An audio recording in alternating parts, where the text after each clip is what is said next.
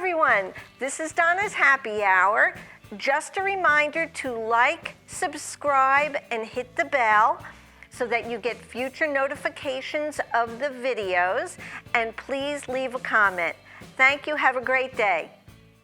So, I want everyone to introduce themselves. I'm going to start with Ina. My name's Ina Cabrera, also known as Ina Torres. I'm the bass player. I'm Jody Rubel, guitar player. Kathy Dean, lead singer and percussion player. She's amazing. And I'm Tanya Tilsner. I'm the backup singer, sometimes leads, and I'm the keyboardist. Fantastic. You know, I said, it's okay if you have like two people that you got to remember the names, but when you start getting to the four people, and then you're like, by the third one, you're like, what is that name? It's gonna come to me, maybe. What's the name again? So it's just easier and safer, because then you don't. I want to find out who came up with Sister Monk. No, she's like, no. We're starting the interview with the most dreaded question for Sister Monk. Why not? Sister Monk, you know Jody? To you, baby. We were on an island on the North Pacific. Okay. And we were doing this farming project, and we're drying like 100,000 pounds of tobacco and we were talking, and it was a bunch of hippies who we recruited to play. Me and Kathy were like the founders of the band, and so they were just like throwing out ideas, and like, I don't know, Joseph said this, and I said that, and Kathy said this, and we kind of put together. Sister Monk. Yes, I mean, there was a monastery down the lane. Okay. And so the monk thing was like high on our minds, and we were participating in the Zen experience. Okay. So, part of it. I was wondering, is like was somebody going to become a nun and then decided this wasn't for me? No. No, that's true. We were influenced by this Buddhist monastery that was close by. That makes perfect Waking sense. up at 5 o'clock in the morning, and sitting with the monks. And Wow. Oh, very influential in our composition. And how long did you spend there? On the island? Yeah. Or doing what you were doing at that time? 10 years. How long? 10 years. Really? Yeah. Sister Monk got started out in the Pacific Northwest, and then we came back to our roots, which is here in New York City, New Jersey area. Okay. Just because we were ready to, move back to the East Coast and try our hand at our music out here, just to get a different type of inspiration from home and from the big city. And so a lot of your influence of your music, because that's what I was thinking when you guys were playing. I was like, their influence is kind of, I didn't want to say Jamaican, but not That too. And that too. See, okay. And I'm like, but there's more to it. And I was like, where did that influence come The from? Jamaican thing is Ina. There you go. Okay, alrighty. Now, so it started with you two, and how did you meet?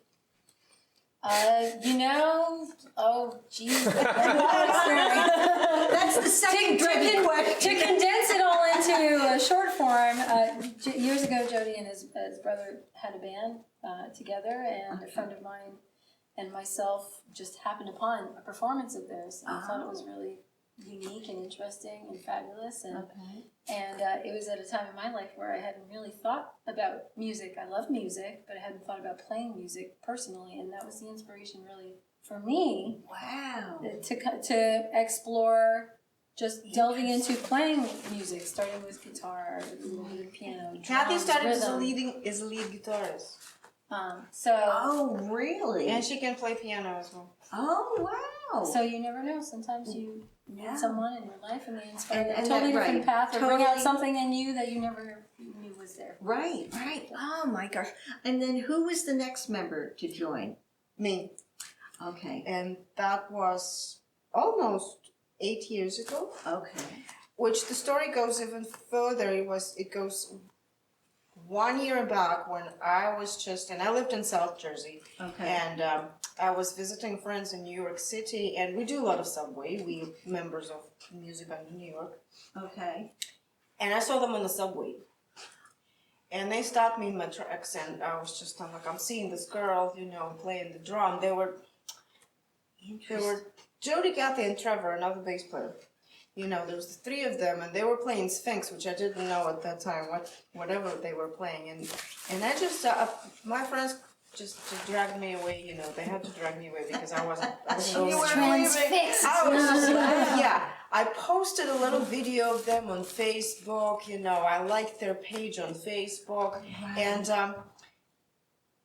through Facebook we started kind of communicating, and then a year later, I'm visiting the same friends in New York City, and it's my birthday, and I go karaoke.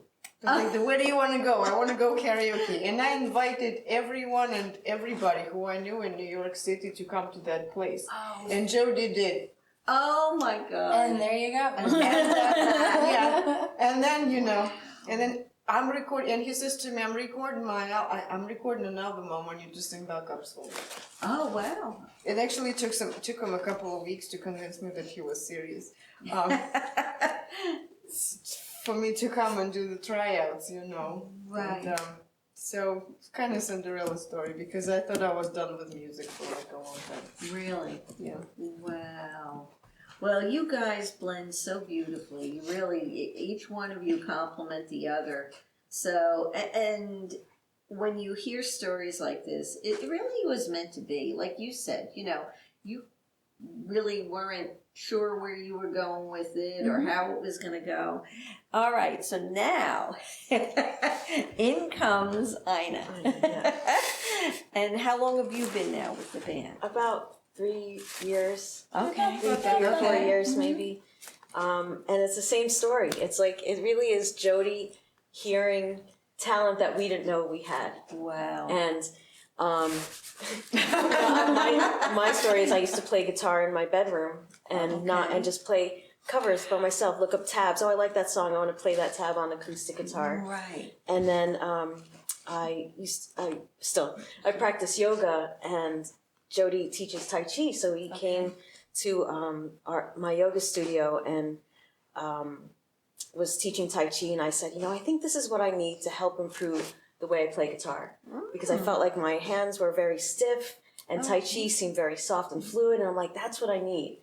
And so we just got to talking. He told me about the band. I listened to them play. They were amazing. Right. And, you know, there was like a little dream of mine, like, oh, that would be so cool to play in a band. And then I would jam with Tani and Jody, and that was like very nerve-wracking for me because I've never played outside of my bedroom, and that was like a big deal. And just from then, it just happened that their bass player was kind of easing out, and I was like, okay. Wow. We'll see if I can. Yeah, and But there it's just- again, yeah. it was meant to be, you know. So I want to go back to you now with the instruments that you're playing, because your playing and your rhythm and is such a driving force, which I really enjoy. And did you ever see yourself, you know, like doing that, you know? Because I mean, you got the bells on one leg, you got the Shakers. I'm a one-woman circus. No, you know, I definitely didn't see myself doing that. Who sees themselves doing that? Who would ever in their right mind see themselves doing that? You were drawn to the congas, right? And I've always been drawn. I've always been okay. drawn to rhythm instruments, to drums, to all kinds of percussion. Okay.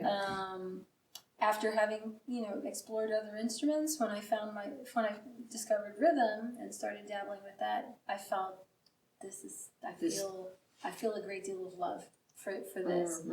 And it was really through many years ago seeing some pivotal performances for me of different artists who incorporated voice and djembe, and really made an impact on me.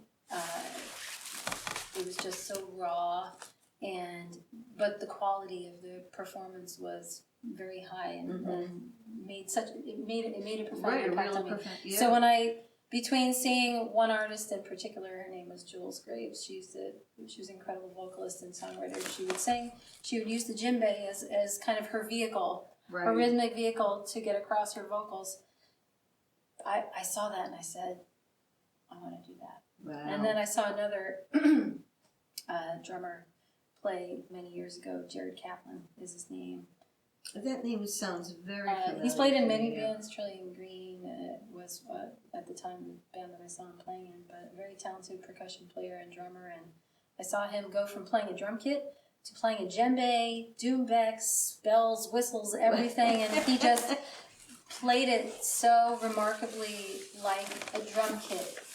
And so with such skill, I was so inspired by that. I said, I want to take what I'm seeing here and take what I'm seeing there and do something like that. Wow. Well, you did it.